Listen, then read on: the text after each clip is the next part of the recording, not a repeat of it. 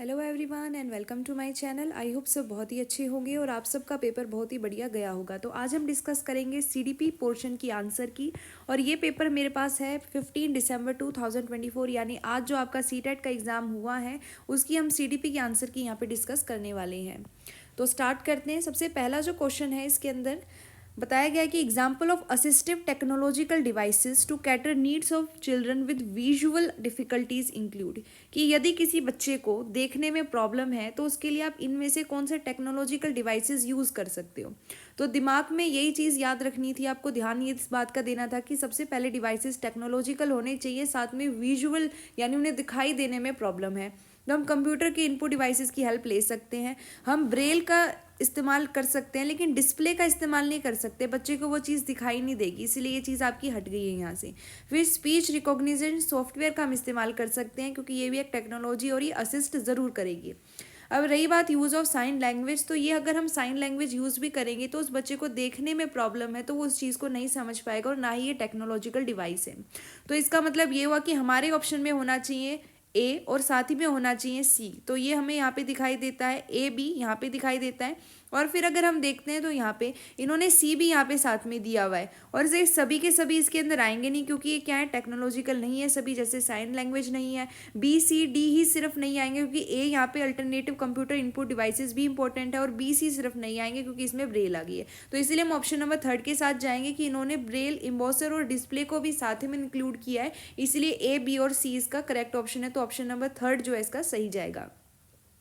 फिर second question में कहा गया है to support inclusion of student with autism, कि बच्चों को क्या है भाई, इंक्लूजन करना है, आपको समावेशी शिक्षा देनी है और इसके अंदर वो बच्चे भी हैं जो ऑटिज्म है, जिन्हें ऑटिज्म एक प्रकार की डिफिकल्टी है जिसके अंदर बच्चा क्या करता है, बहुत ही ज़्यादा एक्टिव भी हो जाता है कई बार और साथ ही में जो बच्चा है वो कंसंट्रेट भी नहीं कर पाता है, यानी इसके लक्षण ये होता है कि वो सोसाइटी के अंदर ठीक से तालमेल नहीं बिठा पाता, सोशल इंटरेक्शन नहीं कर पाता। तो आपको क्या करना चाहिए, देखो अनस्ट्रक्चर्ड सेटअप करोगे और कुछ भी कोई भी काम करवाओगे, एक्टिविटी करवाओगे, रूटीन रखोगे तो इससे काम चलेगा नहीं।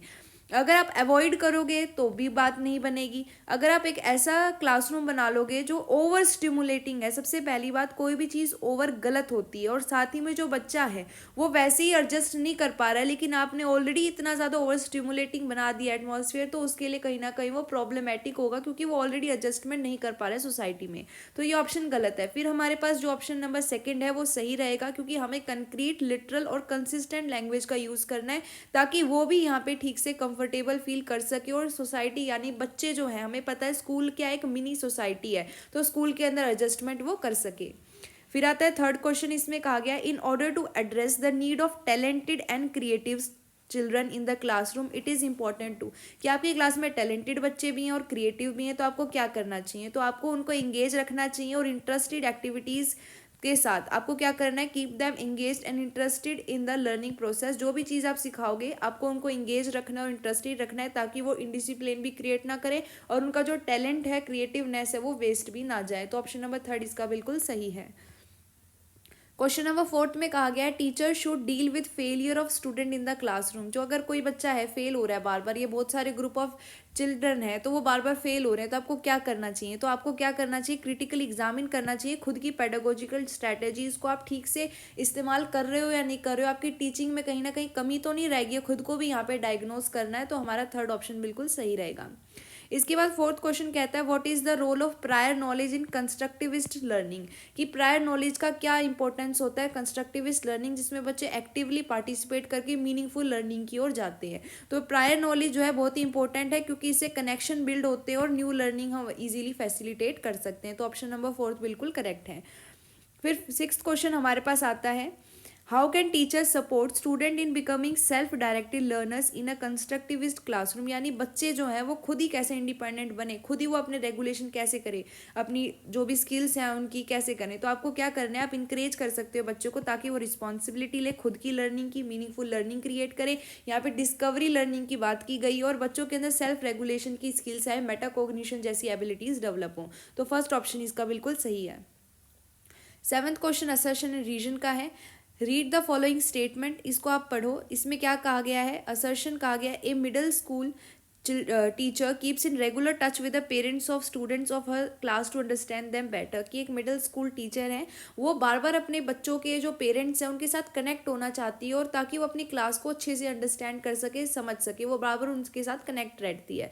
अब इसका रीज़न ये दिया गया है, वो इसीलिए कनेक्ट रहती है क्योंकि ये जो कम्युनिटीज़ हैं, जो सोसाइटी है, सोसाइटी के अंदर ही पेरेंट्स आएंगे ताकि वो ये बता सके कि कैसे बच्चों को पढ़ाना है और क्या पढ़ाना है। तो ये चीज़ नहीं होती है, टीचर को थोड़ी आपके पेरेंट्स ये बताएंगे कि आपको ऐसे ही पढ़ाना है और यही चीज़ें पढ़ानी है। तो हम कहेंगे इसका रीज़न तो फॉल्स हो गया, लेकिन स्टेटमेंट बिल्कुल ट्रू है। तो हम फर्स्ट ऑप्शन के साथ जाएंगे कि असर्शन हमारा ट्रू है लेकिन रीज़न इसका फॉल्स है। इसके बाद हमारे पास आता है 8th क्वेश्चन। अब इसके अंदर ये कहा गया है, in order to advance problem solving skills in learner teacher should encourage dash and should promote dash thinking among learners. तो देखो, प्रॉब्लम स्किल जो है वो डेवलप करनी है, प्रॉब्लम सॉल्विंग स्किल्स, तो टीचर को क्या करना चाहिए, बच्चों के अंदर एक बिलीव प्रिजर्वेंस लाना चाहिए ताकि वो कॉन्फिडेंट बने, और उनके अंदर रेसिप्रोकल थिंकिंग लेके आनी चाहिए ताकि वो चीज़ों को रिलेट करके सीख सकें। अगर आप फोर्थ ऑप्शन कर दोगे सिर्फ डाइवर्जेंट थिंकिंग देखकर, तो यहाँ पे फंक्शनल फिटनेस की बात की गई है कि आपने स्थिर कर दिया, किसी चीज़ को स्टैंडर्डाइज कर दिया, तो वो गलत हो जाएगा। इसीलिए हम जाएंगे थर्ड ऑप्शन के साथ क्वेश्चन नंबर 8 में। 9th क्वेश्चन कहता है डिस्कवरी लर्निंग। डिस्कवरी लर्निंग में क्या होता है, डिस्कवरी लर्निंग में स्टूडेंट क्या होते हैं, नई नई डिस्कवरी करते हैं इस वर्ल्ड में, अलग अलग प्रकार से एक्सप्लोरेशन करते हैं और आइडियाज़ की मैनिपुलेशन करते हैं, उन्हें बदल हेर फदर मतलब उनका क्या कहते हैं हम, हेर फेर करके उन चीज़ों को और भी ज़्यादा आगे की ओर लेके जाते हैं, डिस्कवर करते हैं। अगर आप थर्ड ऑप्शन देखते हो तो इसमें एक आ गया कि वो डिराइव तो करेंगे चीज़ों को, लेकिन वो सिर्फ खुद के लिए करेंगे। अगर सिर्फ वो खुद के लिए करेंगे तो यहाँ पे जितनी भी चीज़ें हम पढ़ते हैं, discovery learning, group learning, peer exploration, ये सारी चीज़ें गलत हो जाएंगी कि बच्चा इंडिविजुअल हो गया, एक ग्रुप में था वो पहले और वो अलग होकर डिस्कवर कर रहा है, तो वो चीज़ गलत है। इसलिए फोर्थ ऑप्शन इसका बिल्कुल सही है। इसके बाद थर्ड क्वेश्चन कहता है realising that he is not paying attention in the science class and hence he is unable to understand the concept, Ramesh decide to sit in the front so that he can focus attention better. What is learning strategy is Ramesh using. अब इसके अंदर देखो, थोड़ा समझने वाला question था कि रमेश ने खुद ये महसूस किया है कि भाई आजकल मैं ना ठीक से साइंस की क्लास में अटेंशन पे नहीं कर पा रहा हूँ और इसी वजह से मुझे कोई चीज़ समझ में नहीं आ पा रही है, तो इसीलिए मैं कल से आगे बैठूंगा या अब मैं आगे बैठूंगा ताकि मैं अपनी फोकस और अटेंशन अच्छे से बेटर दे सकूँ और मुझे कंसेप्ट समझ में आए। तो देखो वो क्या कर रहा है, खुद को ही रेगुलेट कर रहा है, वो अपनी सोच के बारे में, अपने व्यवहार के बारे में सोच रहा है, यानी वो मेटाकोग्निशन का इस्तेमाल कर रहा है, वो खुद ही के बारे में खुद ही सोच रहा है, तो इसीलिए हम बोलेंगे वो मेटाकोग्निशन का इस्तेमाल कर रहा है। 11th क्वेश्चन में कहा गया है which of the following statement about emotion is correct in context of cognition. दोनों के बीच में रिलेशन बताना था कि जो इमोशन है देखो वो मॉड्यूलेट करता है अलग अलग एस्पेक्ट ऑफ कोग्निशन, लेकिन डिग्री और डायरेक्शन अलग अलग फैक्टर के ऊपर डिपेंड करते हैं, इसलिए फर्स्ट ऑप्शन इसका बिल्कुल सही है। 12th क्वेश्चन में कहा गया है how can teachers increase intrinsic motivation in learners, कि आंतरिक प्रेरणा कैसे दे सकते हैं टीचर। तो बच्चों के अंदर जॉय ऑफ लर्निंग यानी सीखने के लिए आनंद पैदा करना ही क्या है, इंट्रिंसिक मोटिवेशन की ओर लेके जाता है, इसलिए सेकंड ऑप्शन इसका बिल्कुल सही है। थर्ड क्वेश्चन में कहा गया है which of the following statement correctly describe the relationship between intrinsic and extrinsic motivation. Second option बिल्कुल सही है कि दोनों के दोनों इंटरेक्ट करते हैं, ये दोनों ही मोटिवेशन एक दूसरे के साथ जुड़े हुए हैं कॉम्प्लेक्स तरीके से और कहीं ना कहीं एक दूसरे को अफेक्ट करते हैं। इसके बाद हमारे पास 14th क्वेश्चन में कहा गया है academic performance and intelligent abilities gradually improve in children who leave deprived settings and enter enriched setting. The above argument points primarily towards which of the following debates or development। इसमें कहा गया है, कोई कहता है कि भाई जो बच्चे हैं उनकी एकेडमिक परफॉर्मेंस और उनकी इंटेलेक्चुअल जो एबिलिटीज़ हैं वो इम्प्रूव हो जाती हैं यदि वो एक डिप्राइव इन्वायरमेंट को छोड़कर एक एनरिच्ड इन्वायरमेंट में चले जाते हैं। तो ये आर्गूमेंट किसकी ओर, हमें डिबेट कौन सी डिबेट की ओर इशारा करती है, तो ये हेरिडिटी और इन्वायरमेंट यानी नेचर वीएस नर्चर की डिबेट की ओर इशारा करती है। 14 का ए ऑप्शन बिल्कुल सही है।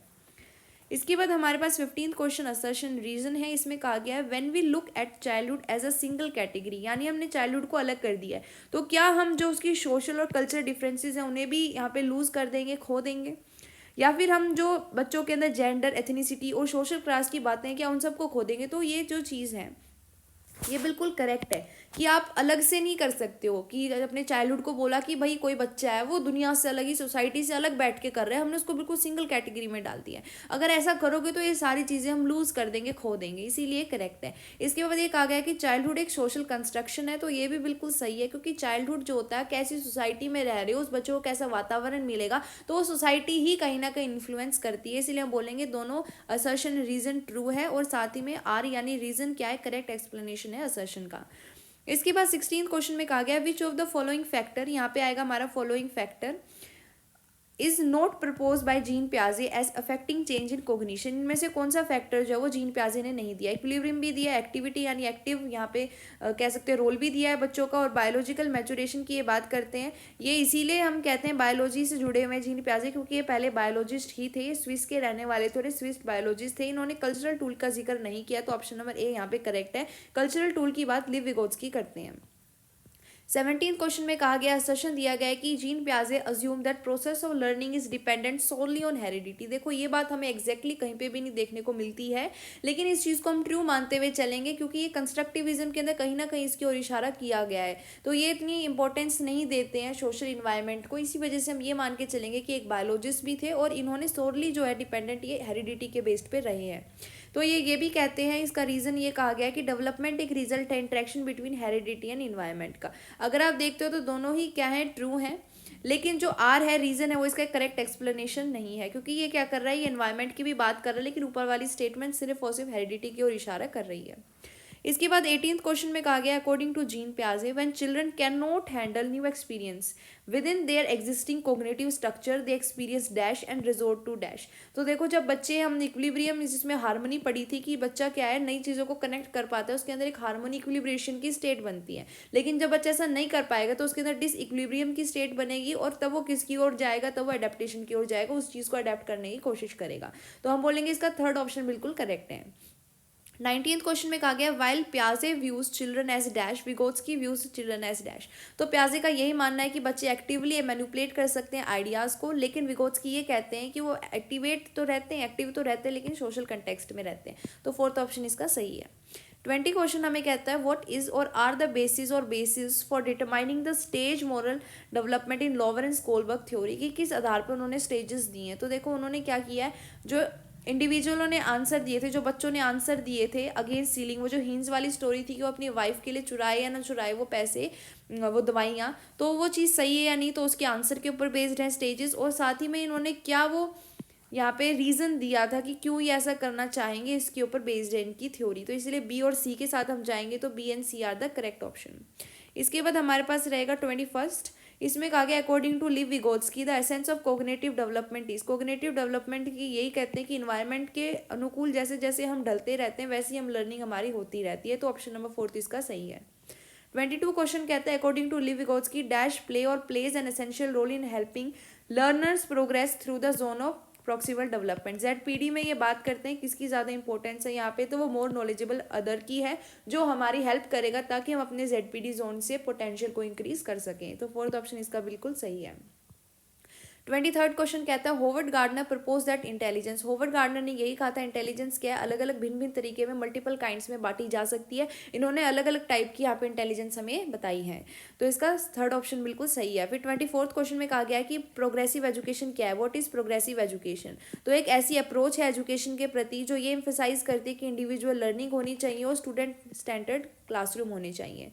उसके बाद 25वां क्वेश्चन आपको कहता है असर्शन रीजन का है girls in middle school might often be silent and non participative in classroom discussion. तो ये बिल्कुल फॉल्स है, सभी एक जैसे नहीं होता, हम इस चीज़ को जनरलाइज नहीं कर सकते। और दूसरे में कहा गया है गिवन देयर जेनेटिक मेकअप कि बचपन से पैदा होते ही जो लड़कियां होती हैं इतनी कॉम्पिटेंट नहीं होती हैं ताकि वो चैलेंजिंग जो करिकुलम है मिडिल स्कूल में उसके साथ जा सकें। तो ये चीज़ बिल्कुल फॉल्स है, दोनों ही फॉल्स है, तो हम बोलेंगे both assertion and reason are false. उसके बाद 26th क्वेश्चन कहता है the nature of assessment should be dynamic होता है, असेसमेंट फिक्स नहीं होता है, वेरी करता रहता है। और असेसमेंट के जो टास्क होते हैं वो ऑथेंटिक होने चाहिए, ये नहीं अपनी मर्जी से कुछ भी करे जा रहे हो, ठीक है। इसके बाद 27th क्वेश्चन कहता है असर्शन रीजन के अंदर असर्शन हमारी it is advisable to not rely on standardise test while conducting assessment for learning. ये बिल्कुल सही है कि हमें एक स्टैंडर्ड टेस्ट नहीं रखना चाहिए, बच्चों के अकॉर्डिंग हमें से चेंज करते रहना चाहिए, तो ट्रू स्टेटमेंट है। उसके बाद कहा गया कि क्रिटेरिया रेफर जो टेस्टिंग स्कोर्स है इसमें क्या सेट परफॉर्मेंस स्टैंडर्ड के साथ किया जाता है। तो देखो अगर इस चीज़ की बात की जाए तो इसके अंदर मास्टरी के ऊपर ज़्यादा फोकस किया जाता है, तो इसमें कोई सेट परफॉर्मेंस स्टैंडर्ड नहीं होते, तो हम ये कहेंगे कि जो असर्शन है वो ट्रू है लेकिन रीज़न हमारा फॉल्स है। इसके बाद 28th क्वेश्चन हमें कहता है which of the following is an example of a question that promote analytical skills in student. तो ये हाउ वाला क्वेश्चन ही रहेगा कि how have mammals adapted to their environment. इसका फर्स्ट ऑप्शन बिल्कुल सही है, क्योंकि बाकी के अंदर देखो इसमें एग्जाम्पल पूछ लिया, नॉन एग्जाम्पल पूछ लिए, तो ये बच्चा बता सकता है टेक्स्ट बुक से देखकर। तो ये क्या इसमें सोचने की तो जरूरत ही नहीं पड़ी, डेफिनेशन बता दी, इसमें सोचने की जरूरत नहीं है। एक्सप्लेन की कैरेक्टरिस्टिक, तो ये भी सोचने की जरूरत नहीं है, एक ही जैसी कैरेक्टरिस्टिक होंगी। तो फर्स्ट ऑप्शन है जिसमें बच्चे विन विन तरीके के आंसर हमें देंगे, एनालाइज करेंगे सिचुएशन का, तो फर्स्ट ऑप्शन इसका सही है। 29th क्वेश्चन हमें कहता है रीड द फॉलोइंग स्टेटमेंट। ये असर्शन रीजन की स्टेटमेंट पढ़नी है और बताना है हमारा क्या ऑप्शन रहेगा। असर्शन कहता है an inclusive classroom does not offer differentiated instruction. तो ये फॉल्स है, क्योंकि ये तो ऑफर करता है डिफरेंशिएटेड इंस्ट्रक्शन, सभी बच्चों के अनुसार उनकी नीड के अनुसार उनको इंस्ट्रक्शन प्रोवाइड किए जाते हैं। तो ये स्टेटमेंट हमारी कैसी होगी, फॉल्स। इसका रीज़न ये दे दिया कि inclusion is a policy that stresses equal opportunities by providing same learning goal strategies and assessment method. तो यहाँ से ये चीज़ भी फॉल्स होगी कि सभी के लिए एक ही तरीके का मेथड थोड़ी होगा असेसमेंट का, ना ही एक प्रकार की स्ट्रैटेजी होगी, ना ही एक प्रकार का लर्निंग गोल होगा। इसलिए हम बोलेंगे assertion and reason both are false. उसके बाद लास्ट क्वेश्चन हमारा सीडीपी का कहता है 30 question use of people first language such as using the description student with learning disability instead of learning disable student. कि इसको कहने की जगह अगर हम ऐसा कहते हैं, ठीक है, student with learning disability instead of this, अगर हम इस तरीके से कह रहे हैं तो ये हो क्या रहा है कि वो जो उसकी डिसेबिलिटी हम उससे इम्फेसिस हटा रहे हैं, यानी उसकी जो अक्षमता है उससे जोर हटा देते हैं, और समावेशन की सच्ची भावना से ये सही नहीं है, क्योंकि हमें उसको एक्सेप्ट करना है, ना ही उस चीज़ को इग्नोर करना है, ना ही उस चीज़ को अलग तरीके से प्रेजेंट करना है। तो 30 का हमारा थर्ड क्वेश्चन हो गया है, हमारा ऑप्शन हो गया है। आप भी बता सकते हैं आपने किस क्वेश्चन का क्या ऑप्शन किया और उसके पीछे आपने क्या लॉजिक रखा है। तो आपके 30 में से कितने नंबर आए आप ये कॉमेंट करके हमें ज़रूर बताएं। Thank you for watching.